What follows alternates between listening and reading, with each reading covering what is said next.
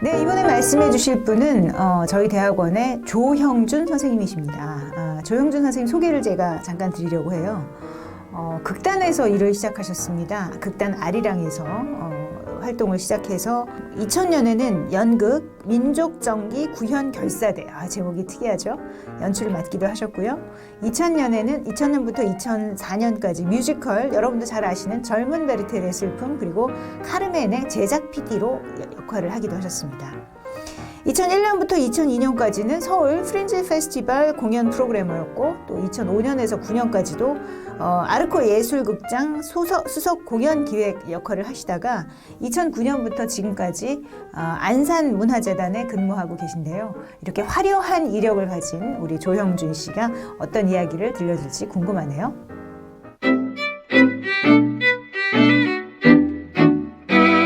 네, 안녕하세요. 저는 올해 2학기에 입학한 문화예술 경영 전공의 조형준입니다.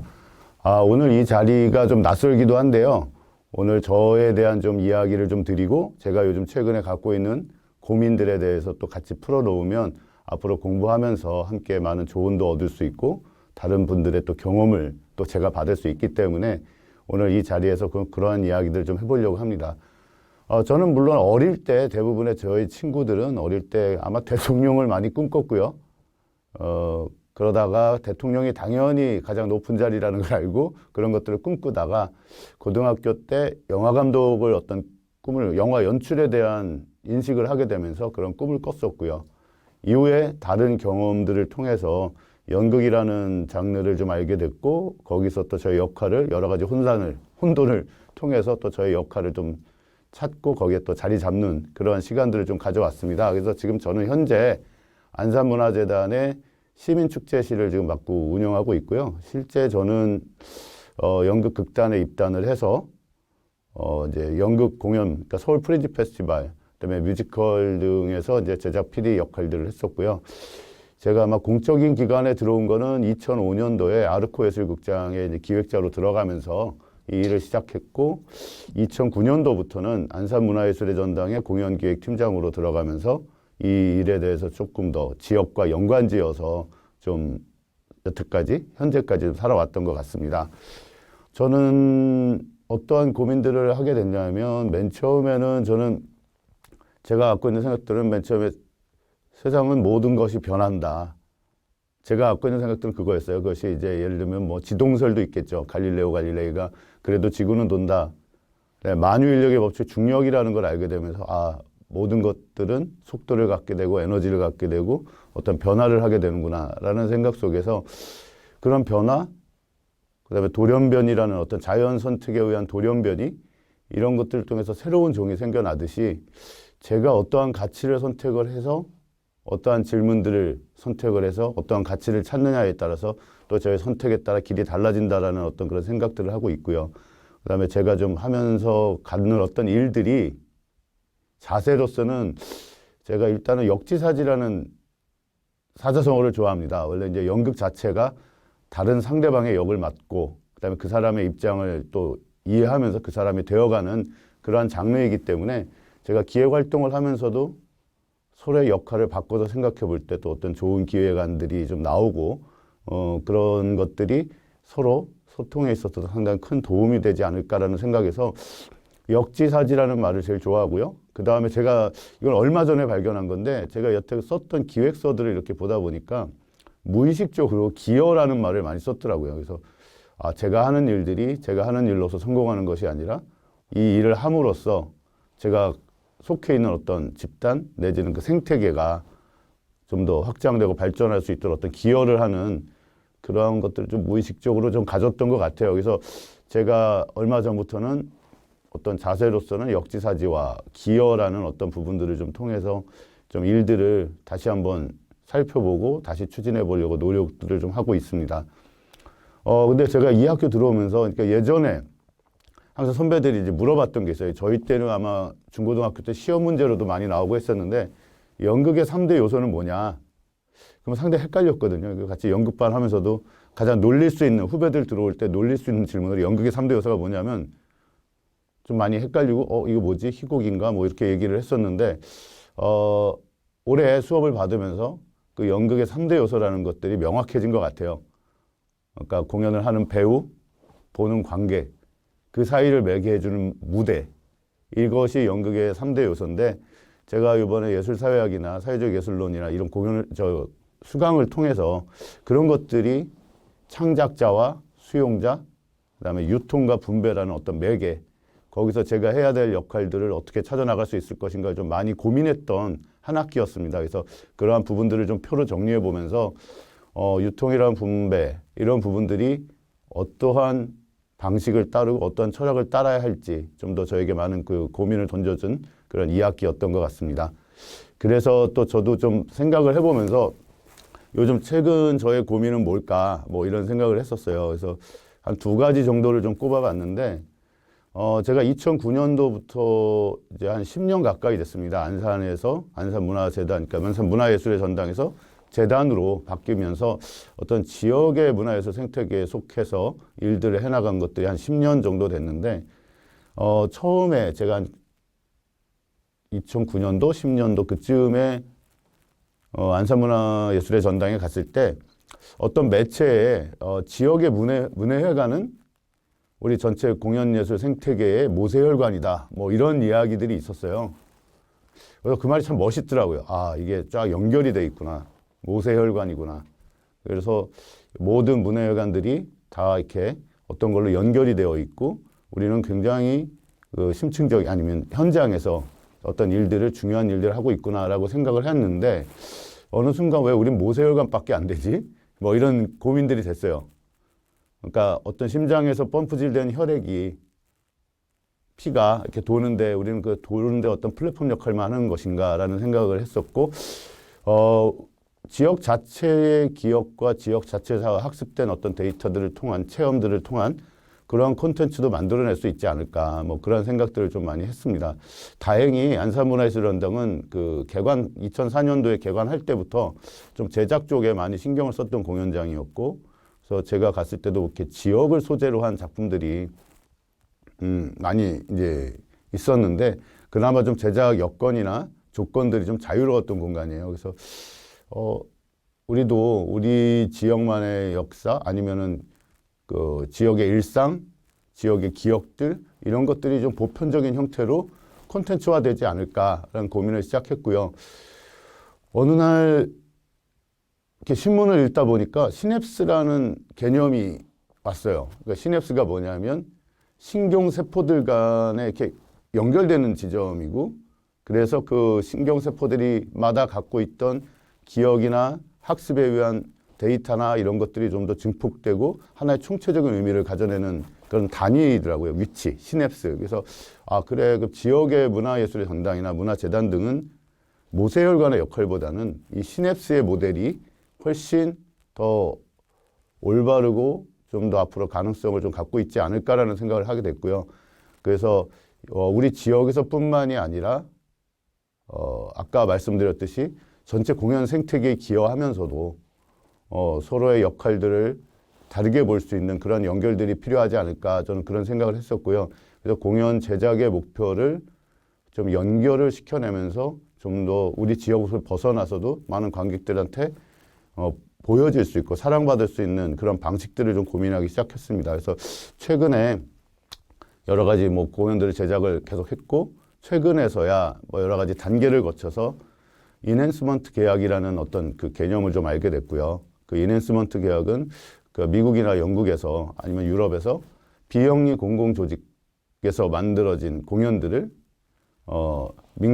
현장에 있는 민간 프로덕션과 협업을 해서 어떻게 좀 서로 윈윈할 수 있는 그런 구조들입니다. 그래서 지금 제가 PPT에도 그 국민일보 장지영 기자가 쓴 인핸스먼트에 관련된 글을 좀 이렇게 인용도 해놨는데요.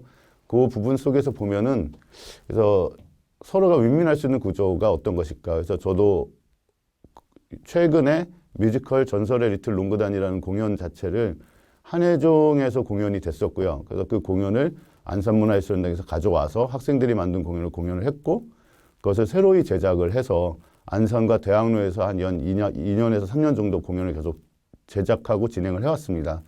그래서 작년부터 현장에 있는 뮤지컬 제작사인 아인컬처랑 계약을 맺고 올해부터는 완전히 아인컬처에서 공연을 하고 저희는 그 공연 수익에 대한 로열티를 이렇게 받는 이런 구조로 좀 공연을 해서 어떤 하나의 모델로 지금 이제 회자가 되고 있기는 합니다. 그러니까 그러나 이제 뭐 여러 가지 그 저작권법이라든지 여러 가지 여건들이 어떻게 받쳐줄지는 저도 지금 공부를 계속 해야 되는데 이러한 부분들이 좀 확산이 되면 민간과 공공이란 영역이 따로따로 노는 것들이 아니라 그들이 서로의 영역을 분명히 하고 협업을 통해서 좋은 콘텐츠들을 만들어냄으로써 우리 공연예술 생태계를 좀 더 풍성화할 수 있는 그다음에 여러 가지 다양한 방식들이 논의될 수 있는 그 공간으로 좀 바꾸지 않을까 해서 지금 그 저희가 뮤지컬 전설의 리틀 농구단 같은 구조들을 계속 만들어내려고 노력을 하는데 여기에 따른 제반적인 이제 고민들이 좀 있습니다. 그런 것들을 올해부터 시작한 학교에서 공부를 통해서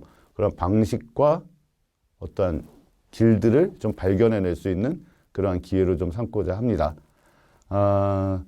그래서 이제 저희가 이제 극장을 제가 계속 극장에서만 일을 했기 때문에 뭐 이 전설의 리틀 농구단 같은 경우는 원래 그 대구 지하철 참사가 어떤 계기가 돼서 만들어진 뮤지컬인데 사람들은 저희가 안산에서 만들었다고 하니까 자꾸 세월호에 관련된 이야기들을 떠올리시고 그것이 마치 이제 보편적인 이야기로 이렇게 된 것처럼 생각들을 하세요.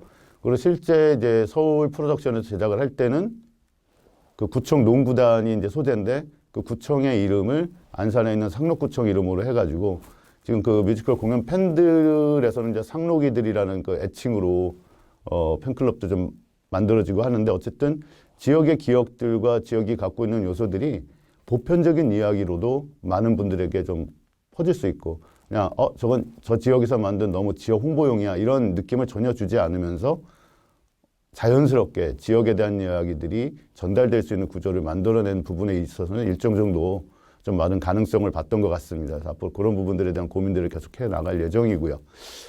극장은 또 어때야 되는가 그래서 뭐 제가 PPT에는 그리스 시대 극장과 로마 시대 극장을 이렇게 해놨어요. 그래서 이게 저의 고민이었는데 그리스 시대 극장은 산 중턱에 있어서 우리가 등산했을 때 정상에서 볼 수 있는 그런 시선으로 제가 사는 공간을 바라보는 그런 형태의 관객의 시선이 그리스는 산에 있고 좀 더 거시적으로 볼 수 있다면 로마 시대는 도시 한복판에 극장이 있죠. 그래서 우리의 일상들을 늘 마주칠 수 있는 그러한 구조로서 극장들이 되어 있는데 이러한 거시적이고 미시적이고 일상적인 어떤 이러한 시선들을 어떻게 통합적으로 극장 내에서 가져갈 수 있고 공연 제작에서 가져갈 수 있을까 이런 부분들을 지금 고민하고 있습니다.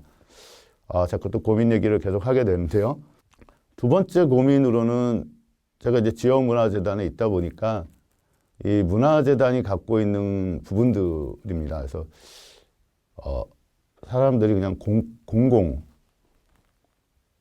기관 이렇게 생각을 하죠. 그러니까 민간의 영역과는 다른 약간 관료적인 공공, 그다음에 어떤 주기만 하는 기관, 그다음에 좀 뭔가 소통이 좀 어려운 문턱이 높은 어떤 이러한 공간으로만 좀 생각을 하는 부분들이 제가 일하면서도 좀 그런 걸 느끼거든요. 근데 그것이 이제 갖고 있는 구조적인 문제들도 분명히 있겠는데 과연 지역문화재단이 지역에서 이러한 구조로 자리 잡아야 하는가 뭐 이런 부분들이 요즘에 드는 두 번째 고민입니다. 그래서 저희가 플랫폼으로서 재단이 기능을 해서 어떻게 보면 지역의 문화예술 생태계가 플랫폼 위에 자연스럽게 녹아들 수 있고 거기서 아까 말씀드렸듯이 다른 지역과의 연결을 통해서 전체적인 생태계와 또 연결될 수 있는 이런 구조들을 어떻게 가져올 수 있을까 그런 고민들을 하고 있어요. 그래서 뭐 이번에 과제물에서도 약간 그런 부분들을 찾긴 했지만 플랫폼으로서의 문화재단은 어떤 모습으로 가능할까 이런 고민들을 하고 있고요. 그동안 참여를 그러니까 공공이냐 민간이냐가 아니라 그 시민들이 어떻게 그러니까 시민 문화예술, 그러니까 지역의 시민 예술가들, 지역의 예술가들이 어떻게 주도권을 가지고 참여를 할 수 있을까에 대한 부분들을 고민하고 재단은 그 부분들을 어떻게 보장하고 지원할 수 있을까 이러한 부분들을 좀 고민이 있습니다. 그래서 제가 몇 가지 해왔던 부분들은 저희가 공연 기획을 하고 있을 때 극장에서 안산에서 두 가지가 있었어요. 그러니까 저희는 아삭이라고 해갖고 안산 아트센터의 이니셜들을 해서 이제 저희 기획 프로그램 브랜드를 만들었거든요. 아삭한 느낌을 준다 해서 아삭이라고 해가지고 영문자로 ASAC 이걸 쓰고 있는데요. 그 일군의 극작가들이 대학로 연극실험실 해화동 1번지에서 왜 우리나라 청소년극은 아직도 옛날 고전의 희곡, 옛날 고전들을 번역해서만 이렇게 청소년극으로 교육용으로만 이렇게 만들어지고 있느냐는 건 자성으로 대학로에서 극작가들이 모여서 비성년 프로젝트라는 페스티벌을 열었어요. 그래서 저도 관심 있게 그 페스티벌 가서 봤고 되게 재밌는 지점들도 많았고 살펴볼 수 있는 지점들도 많았는데 그게 그 다음 해부터는 추진이 안 되는 거예요. 왜 그랬더니 이제 지원금을 못 받고 뭐 그래서 그러면 그대로 이렇게 안산에 오시면 어떠냐. 그래갖고 그 앞에 아삭 비성년 페스티벌이라고 해서 저희가 예산 편성을 해서 그분들과 같이 공동으로 페스티벌을 하고 원래 프로그래밍을 했던 분이 계속 프로그래밍을 진행하고 저희는 이 페스티벌을 위한 지원과 자리 마련만을 위한 그런 그 협의를 좀 진행을 했었고요. 그래서 그게 지금까지 지금 이어오고 있고 많은 청소년극 희곡들이 콘텐츠들이 지금 생겨나고 있습니다. 그래서 얼마 전에도 그 아르코 소극장에서 트엑스라지 레오타드 안나수의 손거울이라는 작품이 다시 재공연이 됐는데 그렇듯 좀 그런 것들을 통해서 좋은 작품들이 만들어질 수 있는 구조를 만들었었고요.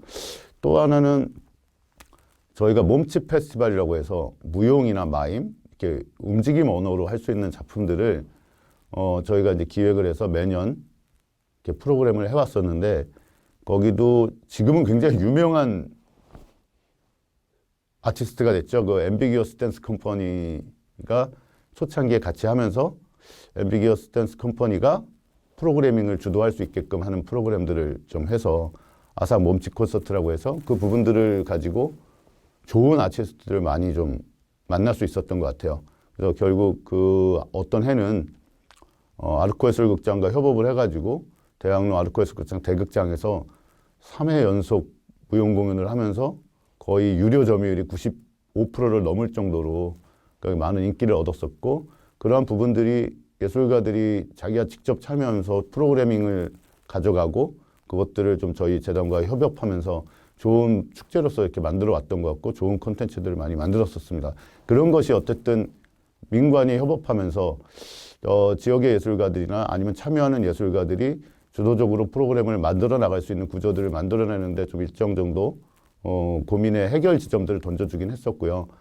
또 하나는 저희가 이제 지원 사업 중에서 청년 지원 사업입니다. 이거는 근데 지역에 연고지를 두지 않더라도 일정 연령대의 청년들이 지원하면 그 청년들이 기획단을 마련을 해서 그들이 심사위원들도 조직하고 그들이 심사 방식 이런 거 다 해서 결국 심사를 통해서 선정된 작품들을 발표하는 축제까지 같이 다 기획하는 프로그램입니다. 그래서 여기에도 저희는 간사로 참여해가지고 거의 청년들이 스스로 그 참여 방식과 이런 것들을 합의하면서 만들어 나가는 과정들을 함께 했었습니다. 그래서 이런 부분들을 통해서 저희가 누가 주도권을 질 거에 대한 주도권 싸움이 아니라 플랫폼이라는 어떠한 가상적이거나 어떤 개념적인 공간에서 서로가 어떻게 만나서 협업하고 어떠한 결과들을 만들어낼 수 있을까. 그 다음에 가장 중요한 거는 그걸 통해서 어떻게 지속 가능한 구조들을 만들어낼 수 있을까. 그러니까 지역문화재단 같은 경우는 막 대표도 바뀌고 뭐 지자체장도 바뀌고 하면은 계속적으로 사업 전략도 바뀌고 비전도 바뀌고 해서 어떤 지속 가능성을 확보하기 쉽지 않은데 가장 큰 핵심적인 문제는 서로가 합의된 어떠한 가치들을 어떻게 지속 가능하게 운영하는가인데 그런 부분들이 구조적인 문제고 제도적인 문제고 어떻게 보면 법적인 문제까지도 있을 수 있다고 생각해서 실제 이 고민이 제가 학교에 들어온 가장 큰 동력이기도 해요. 그래서 제가 앞으로 계속 공부를 해나가면서 이러한 고민들을 하고 있다는 것을 널리 공개적으로 알리고 교수님들이나 많은 원우님들이 이런 부분에서 많은 조언과 좋은 경험들을 저에게 이렇게 주시면 저도 그것들이 아마 수업도 중요하지만 그런 관계에서 오는 또 그러한 도움들도 많을 것 같습니다. 그래서 오늘 이 자리를 빌어서 제가 가져왔던 어떤 길과 그다음에 제가 최근에 들어서 고민했던 어떤 내용들을 이렇게 여러분들에게 말씀드리면서 앞으로 이렇게 잘 부탁드린다는 말씀을 드리려고 장황하게 얘기한 것 같습니다. 그래서 앞으로 지금 코로나 때문에 직접적으로 만나 뵙는 날들이 이렇게 많지 않고 시간도 많지 않지만 혹시라도 이렇게 만나게 되면 그리고 아니면 온라인 수업에서라도 그러한 좀 조언들, 그다음에 좋은 자료들 이렇게 아니면은 누구 소개도 좋고 그래서 어떻게 좀 많은 도움을 부탁드리려고 이 자리에 섰습니다. 예, 감사합니다.